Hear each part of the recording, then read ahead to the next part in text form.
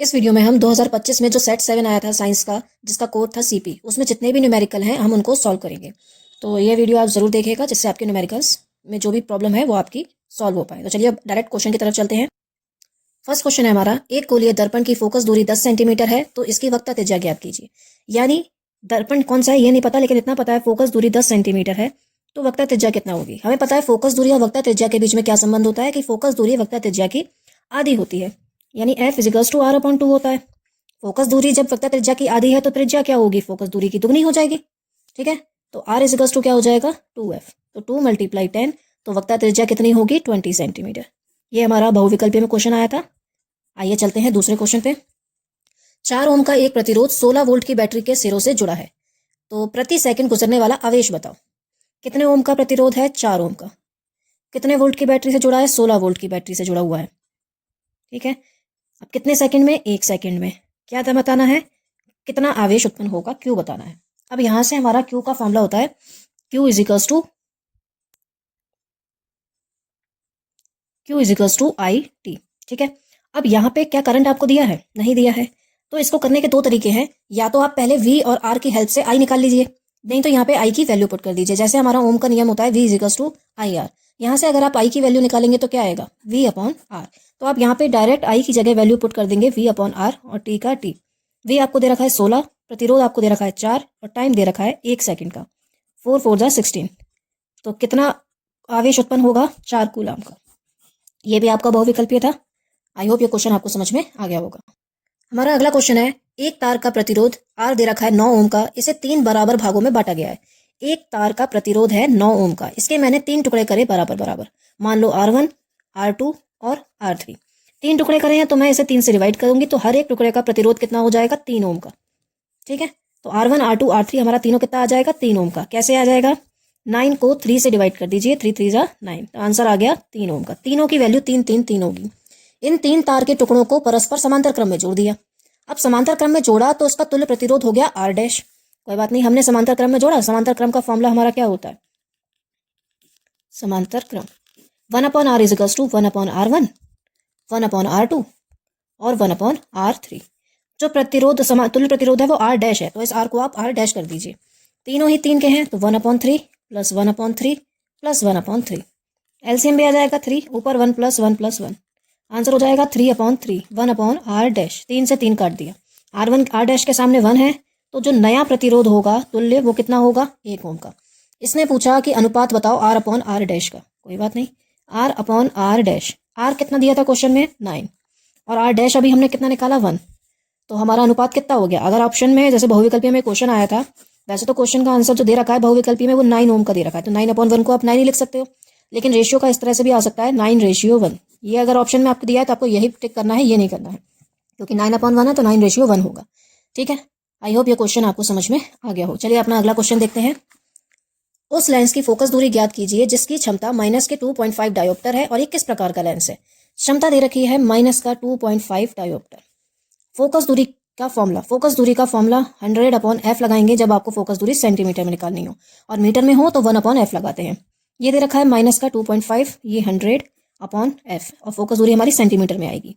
Focus दूरी को इधर भेज दीजिए, 2.5 को नीचे भेज दीजिए। ये कुछ नहीं है, 100/-2.5, पॉइंट से 0 बढ़ा दिया, 25 से कम 25, 25 चौका 100 और 1 0, तो फोकस दूरी हमारी आ गई। ये माइनस भी बचा हुआ है, -40 सेंटीमीटर। अब फोकस दूरी माइनस की आई है, तो ये हमारा अवतल लेंस होगा। अगर प्लस की आती तो ये उत्तल लेंस होता। अवतल लेंस में सारी चीजें माइनस की होती हैं। आई होप ये भी हमारा शायद बहुविकल्प नहीं, ये हमारा सॉल्व करने को आया था, तो आपको ऐसे ही सॉल्व करिए। ये क्वेश्चन आपको समझ में आ गया होगा। चलिए अपना अगला क्वेश्चन देखते हैं। हमारा अगला क्वेश्चन है, सम्मुख दिए गए विद्युत परिपथ में 4 प्रतिरोध है, एक 20, एक 30, एक 60 और एक 15 ओम का, और इन्हें 10 वोल्ट की बैटरी के साथ जोड़ा गया है। फिर लिखा है 15 ओम प्रतिरोध के सिरों के बीच विभवांतर की गणना कीजिए कि ये जो 15 ओम का प्रतिरोध लगा है इसमें वोल्टेज कितनी है। चलिए देखते हैं। चित्र हमारा कुछ ऐसा है। परिपथ, टोटल परिपथ में जो बैटरी लगी है वो 10 वोल्ट की लगी है, लेकिन ये कह रहा है ये जो 15 ओम का प्रतिरोध है इसमें कितनी वोल्टेज जा रही है ये बताना है। तो सबसे पहले हम क्या निकालेंगे, हम इस पूरे परिपथ को सॉल्व करके तुल्य प्रतिरोध निकालेंगे। वोल्टेज दी है, करंट निकालेंगे, क्योंकि यहाँ की वोल्टेज निकालने के लिए मुझे ये पता होना चाहिए कि इसमें करंट कितना जा रहा है। तो उसके लिए तो हमें पूरे परिपथ को ही सॉल्व करना पड़ेगा। इस वाले प्रतिरोध को मान लीजिए R1, इसको मान लीजिए R2 और इसको मान लीजिए R3 और इसको मान लीजिए R4। 4 प्रतिरोध है, मैं चारों को नाम दे दिए। अब 10 वोल्ट की बैटरी जैसे ही ऑन होगी तो करंट जाएगा आई। इस पॉइंट पे आके करंट के पास 3 रास्ते हैं, तो करंट कितने टुकड़े में बट जाएगा? 3 टुकड़ों में बट जाएगा। इसमें I1, इसमें I2 और नीचे वाले में I3। ये करंट के टुकड़े होंगे तो ये समांतर क्रम लग जाएगा इन तीनों में। तो ये तीनों ही समांतर क्रम है। क्यों है? क्योंकि इस वाले I1 के रास्ते में एक ही तार है, इसमें भी एक ही तार है, इसमें भी एक ही तार है, और इन तीनों में करंट अलग अलग है। जैसे ही करंट अलग अलग होता है तो वो समांतर क्रम में कैलकुलेट किया जाता है। और जैसे ही ये करंट यहाँ से यहाँ पहुंचेंगे इस पॉइंट पे, तो यहाँ पे ये फिर से क्या बन जाएंगे? आई। तीनों मिलके एक हो जाएंगे। तो यहाँ पे 15 ओम वाले में करंट आई जाएगा। इन तीनों टुकड़ों में से कोई भी इसमें नहीं जा रहा है, तो इसको अभी इनके साथ इंक्लूड नहीं किया जाएगा। तो यहाँ हम पहले इन तीनों को सॉल्व करके एक प्रतिरोध लगाएंगे। यहाँ से हमें ये पता चला R1, R2, R3 तीनों ही समांतर क्रम में है, क्योंकि ही तीनों में जाने पर करंट के 3 टुकड़े हो गए।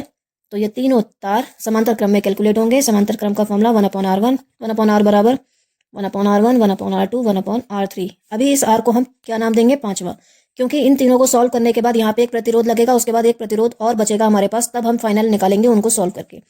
अभी ये तुल्य प्रतिरोध नहीं आ रहा है, इसलिए मैंने 5वां नाम दे दिया इसे।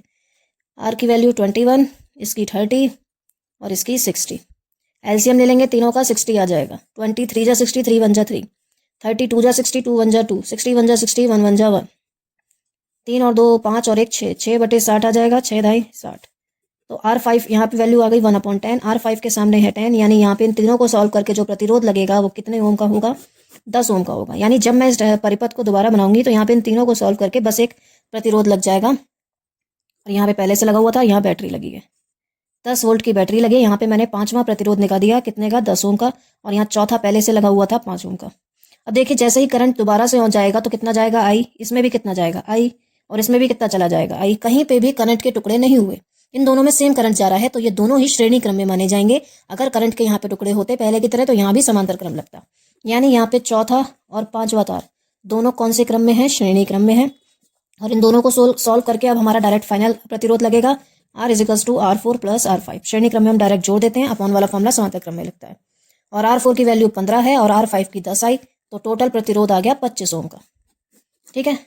अब इस परिपथ में फाइनल जब एक ही तार लगेगी वो भी एक ही प्रतिरोध होगा, कितने का? 25 ओम का।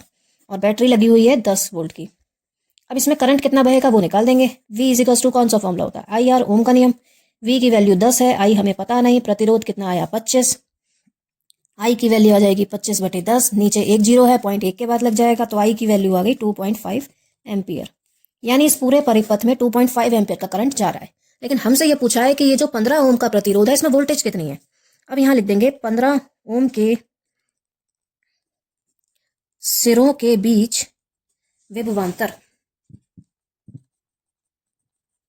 अब V = IR फॉर्मूला होता है। ठीक है। V, अब ये 10 नहीं लगाएंगे क्योंकि ये तो पूरे प्रतिरोध का है, मुझे निकालना है सिर्फ ये 15 ओम में कितना है। तो V तो मुझे फाइंड करना है। I मैंने अभी निकाला 2.5 एम्पियर, क्योंकि इस 15 ओम में I ही जा रहा है तीनों टाइम पे। देखो इसमें भी I गया, इसमें भी I गया। और R यहाँ पे ये नहीं लगाएंगे जो आपने तुल्य प्रतिरोध निकाला। R यानी कितने प्रतिरोध की बात हो रही है? 15 की बात हो रही है। 15 पंचे 75, 7 15 दूनी 30 और 7 37। यानी इसमें जो वोल्टेज होगी, यहाँ पे थोड़ा गलती हुई है, ये 25 नीचे आएगा, यहाँ पे मैंने गलत कर दिया। यहाँ पे आ जाएगा 10/25 = I। 5 दूनी 10, 5 25। तो हमारे I की जो वैल्यू आई है वो आई है 2/5 एम्पियर। यहाँ पे थोड़ा मिस्टेक हो गया था। ठीक है। अब यहाँ पे जो I की वैल्यू मैंने 2.5 पुट करी है वो नहीं आएगा, यहाँ पे आएगा 2/5 × 15। 5 तियाँ 15, तो वोल्टेज होगी 6 वोल्ट की। यानी इस 15 ओम वाले प्रतिरोध में अकेले जो वोल्टेज होगी वो 6 ओम की 6 वोल्ट की होगी। बाकी पूरे परिपथ में जो वोल्टेज है वो 10 वोल्ट की है। ठीक है। तो आई होप ये क्वेश्चन आपको समझ में आ गया होगा। लास्ट ईयर आया है तो प्रैक्टिस जरूर करके जाइएगा इस टाइप के क्वेश्चंस की। चलिए मिलते हैं अपनी अगली वीडियो में।